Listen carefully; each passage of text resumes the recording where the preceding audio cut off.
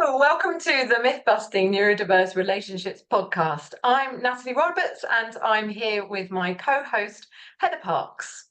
We've both been in our neurodiverse relationships and families for more than 25 years. We met 10 years ago when we were feeling really desperate and trying to solve a lot of issues in our relationship and our families. We've been journeying since then. We've found many more positive and hopeful ways to solve, resolve, repair, reconnect in those relationships and in our families, in our lives. And we now co-host also Loving Difference online, giving hope and a way forward for neurodiverse relationships. In this podcast, though, we're busting the myths about neurodiverse relationships, which we had when we started this journey, that we've realised aren't true, and that actually were preventing us from recovering and having the relationships with our partners and children that we wanted. So we want to dispel these myths and bring you hope that absolutely things can change. So whether you're out and about or comfy with a cuppa, let's dive into our next conversation. See you there. Hello, Natalie here. Welcome back to the Myth-Busting Neurodiverse Relationships podcast. We're bringing you an extra episode today. It's actually an episode that we recorded inside of Loving Difference, our free online community, in response to a member question. And having recorded our answer to that question, we felt it would be really useful perhaps for our podcast listeners as well. So we hope you enjoy this episode, all about whether actually we're all in neurodiverse relationships. Maybe mental health is a bigger part of the challenge, and our thoughts on all of that, and what makes a neurodiverse relationship neurodiverse. In the recording, in the episode, we talk about some things that work better on video than on audio only, and you can catch up with this episode on YouTube if you wanted to. If you're just on the audio, we talk about sort of degrees of difference in relationships, and how potentially in a non-neurodiverse relationship the degree of difference will be smaller, and in that sense you would imagine me with my hands or my fingers quite close together, and we talk about being on a sort of seesaw of difference, and my fingers or my hands are quite close together, and there's just a small amount of difference sort of seesawing between each other. And in a neurodiverse relationship, what we find often is that the fingers or the hands are much further apart. Imagine me moving my fingers much further apart, and that the seesaw has much more movement to it, and because there's a much bigger degree of difference, and it's that we talk about in the episode. So when you get to that place, that's what I'm just describing that, so maybe it makes a bit more sense to you when you're listening. Anyway, enjoy this episode. I know that you can now on these Spotify episodes actually ask questions, or let us know what myths or what truths you've been hearing about neurodiversity and neurodiverse relationships. We'd love to hear from you. If there's something you've heard or you've believed so far to be true, and you perhaps would hope or wish that it wasn't true, why not just reply with a question on the Q&A facility feature in Spotify and let us know, and perhaps you will feature in one of our future episodes. Anyway, let's dive in. I hope you enjoy this episode. Bye. Hello, welcome to the Myth-Busting Neurodiverse Relationship podcast. I'm Heather Parks. I'm a neurodiverse family coach. I'm also a parent, wife, daughter, sister, aunt, and special educational needs advocate in this beautiful neurodiverse world. My family began our journey of discovery just over 10 years ago, and I've been leaning into a life full of differences ever since, and we continue to learn and love as our journey unfolds. Hi, I'm Natalie Roberts. I've been in a neurodiverse relationship and family with my husband Pete for 25 years. We discovered neurodiversity was a part of our story in 2014 when we were really struggling as a couple and a family. Now we're thriving and enjoying life in ways I couldn't have imagined back then. I'm also an accredited coach working with individuals and couples in neurodiverse relationships to reconnect with themselves and each other, turning their problematic relationships back into precious ones. And together, Heather and I host Revival Retreat, the online journey for a flourishing life in your neurodiverse relationship, with a map, tools, and all the support you need to recover and be you in your relationship and your life. You can find out more about that at lovingdifference.net. So in this podcast, we're busting the myths about neurodiverse relationships, which we had when we started this journey and that we've realised aren't true, and that were preventing us from recovering and having the relationships with our partners and children that we wanted. We want to dispel these myths and bring you hope that absolutely things can change. In today's episode, we're busting the myth that some things experienced in neurodiverse relationships that look like, feel like, and have the impact of abuse are abuse. We know that this could be a challenging topic for a lot of people, so take care of yourself. If this isn't for you right now, skip it, come back another time, listen to something else for now. But we're going to address this really big topic. So whether you're out and about, comfy with a cuppa, let's dive into our next conversation. So, Heather, it is a huge topic, isn't it? And it's something that we travelled with right from the beginning when we first met back in 2014, and we've kind of travelled this question a lot over that time. So how did this show up for you, first of all, in your relationship and family situation? One of the things that I really remember having a really horrible experience at was I'd gone, part of my job, I had to do a level 3 sort of safeguarding training in domestic abuse. And there was a kind of grid, and it was kind of a checklist of, how to establish abuse, how to see all the different aspects, the isolation and some of the controlling and manipulative behavior. And I just remember kind of ticking everything other than, physical stuff. Everything else was there in my relationship. And I remember just asking the question at the time that, and feeling, and the response I got was very unvalidating, I think. I remember them saying, not so too dissimilar to what we would say actually now, but at the time I really couldn't hear it because what the answer was. So I said, well, what about if you're in a neurodiverse relationship? What happens? A lot of these things can be really present. And, I said, I've got personal experience of this. And she just turned around and said, well, it's completely different because the intent isn't there. And if you tell your partner that's how you feel, they'll just change. And I was like, well, that wasn't my experience. And I went home, and I remember actually, you'll probably remember, I had to pull over. I was really upset. I was quite shaken, and ended up, kind of crying down the phone, didn't I? And so it really did strike me that actually, am I in some, it felt, it had a lot of those sort of, what would I do if I was working with a family and they were saying all of these things? I'd be like going, oh dear, there would be red flags. There were red flags. Yeah. I think for me it had been I think it's similar. It was being in reading things and being in some Facebook groups and things like that, where I was reading other people's stories and other people's descriptions of what they were in, and therefore it being labeled as that. So it was a label that was being given to a partner and to the situation as abusive, and I really struggled with that because again, it was about I know my partner, and I don't think this is what this is.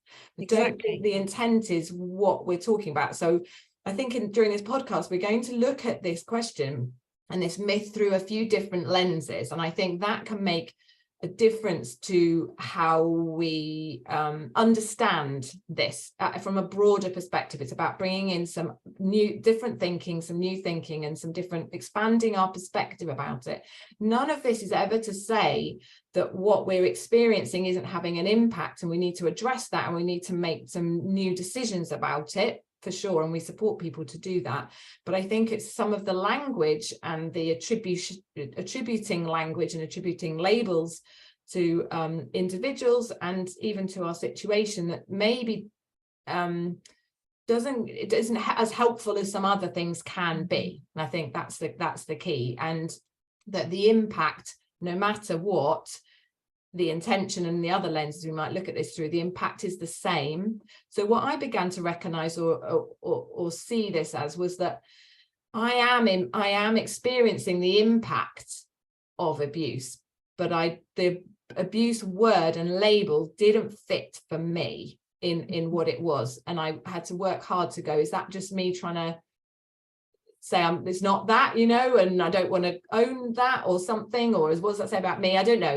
I don't want to be in an abusive relationship. I'm not going to say that's what it is, but genuinely felt like the intent was something else was going on. It was just more confusing than that, and I didn't find it easy to find another explanation.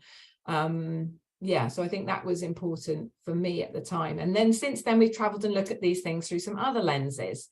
So intent lens is one of them. What is the intent that's going on here? Yeah, absolutely. We've also, this is going to be a controversial one, isn't it? Because the other thing is we've also done a bit of a switch round and had a look at our own behaviour and our treatment of unknowingly. Yes. Our expectations, our demands in the relationship, and how difficult they were for our partners as well. So we've actually had to look at it the other way and try and think about how they experienced the relationship too, which is something that when we were in it, in the really struggling, because you are focused just on how you're experiencing things, and we get into that kind of double empathy kind of question, don't we? Whereas could this be abuse in two directions? And we're questioning and just bringing some other thoughts to the abuse word today, but how has any of this been going on in both directions?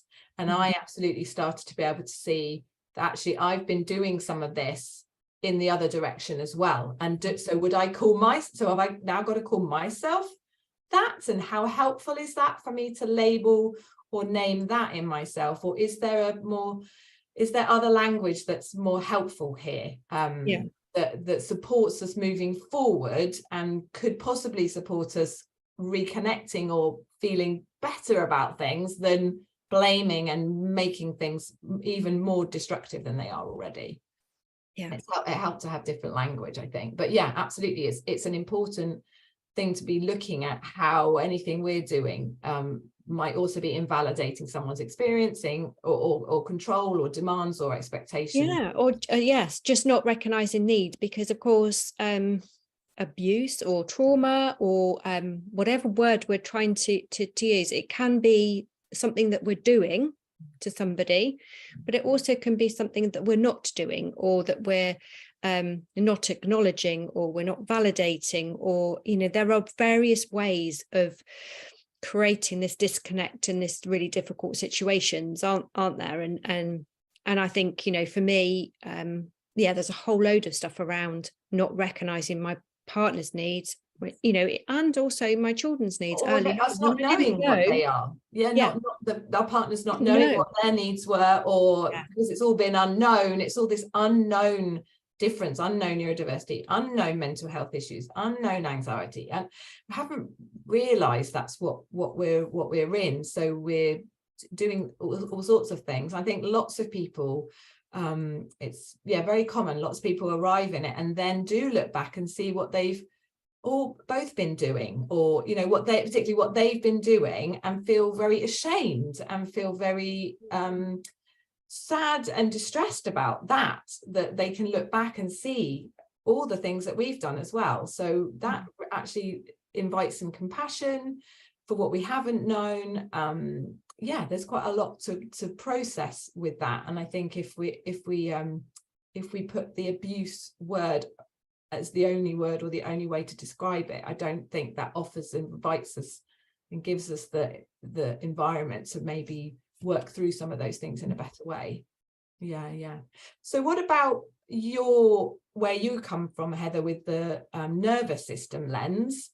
How does that help us look at this with an expanded perspective? I think for me that's been the big key. Me, I think it was understanding that we were all in these defensive states, or we were getting into all these defensive states, and understanding that our perspectives can become very, very narrow when we're not in a good place ourselves, when our nervous systems are either hyper aroused or hypo aroused, and we are getting into this kind of a lot of fight flight things, or we may be fawning a lot, or we may be just kind of frozen, or even kind of experiencing shutdowns. And we can all be doing that. I mean, that was the big realization, wasn't it? You know, for us all, like that we were in defense modes too. We bring our own reactions to things, the way we respond to things. And, you know, we've got this interrelational stuff going on where it's not as simple as what we would do individually on our own. When you're in a relationship with people and you've got maybe 6 nervous systems in one household, you know, you're all feeding off each other. And so when we start looking at some of the behaviors that we were not liking, or not, you know, if we're not feeling good to receive, there was, you know, once I understood those different pathways in your nervous system, I could absolutely see that, you know, there was a lot of sympathetic going on with really high anxiety, but also some shutdowns and you know, particularly post, you know, when things have been really bad, so some really low mood, a lot of mental health stuff, began to realize that there was just so much more to it that I just had no understanding of, you know, and that, and all the kind of differences. Once I started understanding more about neurodivergence as well, I started understanding, you know, that, oh, so that, you know, I started thinking back, you know, you start time traveling back and you're thinking of all those really, you know, those key moments where you just had some really just horrendous experience and it almost, you know, brought you to the edge. And you look back and you think, oh my goodness, yeah, that would have been actually a really traumatic occasion for my partner. So I look back and, you know, with eyes that now go, oh, so we were not having an equally lovely to experience our wedding, for example, you know, to be centre of attention. There was loads of things about that event, for example, was really complicated and difficult, you know, and I experienced a lot of resistance around sort of big family occasions, which, you know, I've got a completely different lens to that. So it's partly, it's a combination of lenses then, isn't it? So it's partly this understanding I have of the nervous system and how automatic that this is, and how, you know, how it's not intentional. You know, our bodies just do this. This is our biology that just takes over. We can't help it. And then you've got the reason that's being triggered often is all these challenges that we've got around the neurodivergence. And then I've got my stuff that I'm bringing in, because we're both bringing in, you know, childhood experiences and, you know, all of that stuff. So we're all kind of getting in this defensive states. And it does, when you're in this state, there are lots of things that you get a lot of blind spots, and it's not your fault, because actually when you're in a defensive state, your only motivation, your only sole purpose of your body is just to protect yourself. You know, it's the survival instinct. So we often can't, you know, I think we thought we were really highly empathetic people, didn't we? You know, but actually we were not stepping into our partner's shoes and understanding why they were finding something difficult. We didn't know what we didn't know. No. And they didn't know what they didn't know either.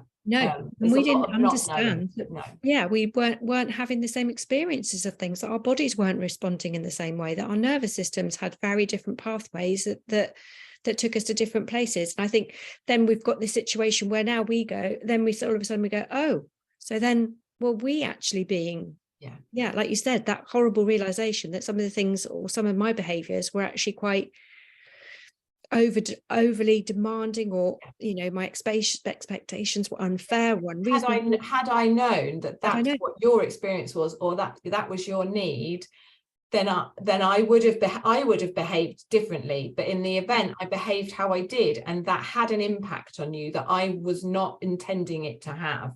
And yet it still had it, and we still have the legacy of all of that. That is what I also then realize, is that has an impact on us individually and on the relationship, and that needs we need to reverse our way out of all of that, create safety again, and all of those things.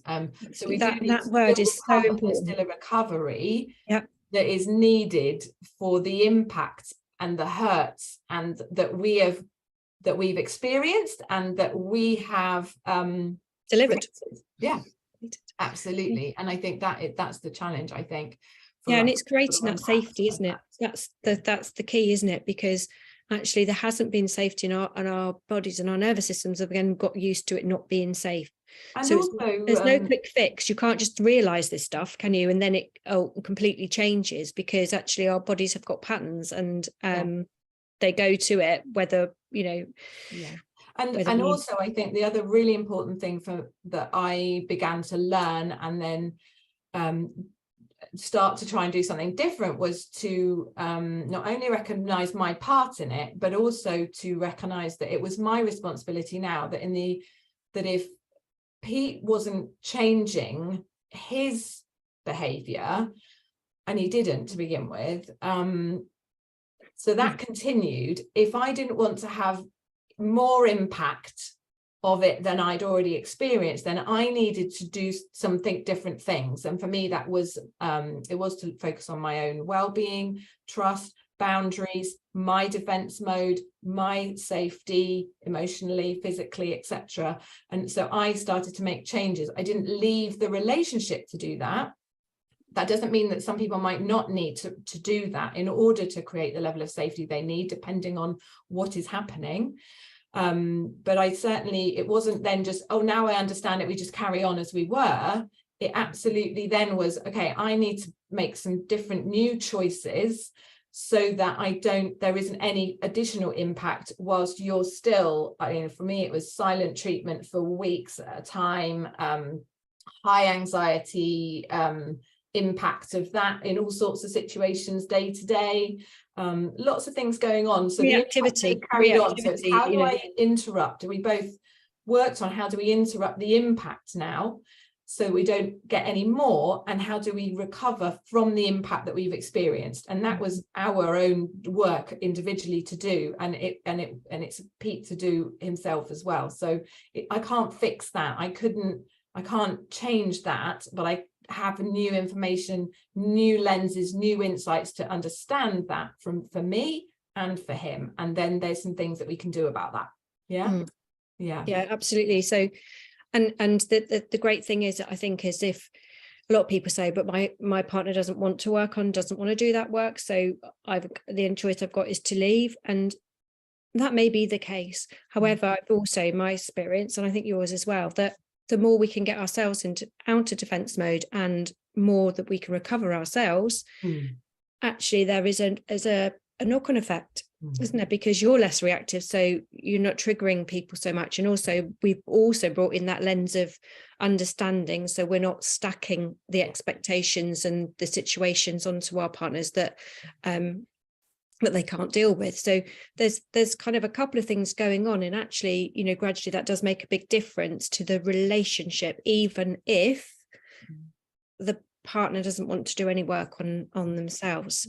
So I guess you can get yourself back into a healthy place, and to reverse the impact of that those experiences, no matter the intention or what created them, you can reverse yourself out of that, recover yourself from that, and have some healthier boundaries around that, for sure. And the key thing is, I think people think that, well, how can that make any difference if the partner's just carrying on doing the same thing? And I think the message I'd like to say was, actually, you can still be in very similar situations but experience them very differently once you've built up your own capacity to stay steady and to kind of create some emotional boundaries. It just doesn't, it's hard to explain. And well, I think what we're not saying is that we're not suggesting staying in harmful situations. That's what I think is really important. It's we teach and share and support you with new ways to handle actual or perceived harmful situations, so that you don't continue to experience those in your relationship, and that you can make the decisions that you need as you travel with us, so that isn't the case. I think that is really important. It's not that we're telling you to stay in anything harmful. No, not put up with anything that's not safe at all. And I think it's also, worth really noting that this work is really important for your next step, whatever that step is, because actually what we want to make sure is that going forward into the world, you have these skills and you have this ability. And so it's important anyway, regardless of what decision you make next, isn't it? Yeah. Brilliant. You need to recover yourself. You need to get back to who you are, and to have these to get back your body, to get your nervous system back into a safe state. Absolutely. If this episode has resonated with you, subscribe to the podcast wherever you're listening or watching to get notifications of future episodes. To dive deeper into all of this with professional coaching, resources, and all the support you need, join us in Love Indifference via www.loveindifference.net. And we'll be back here soon.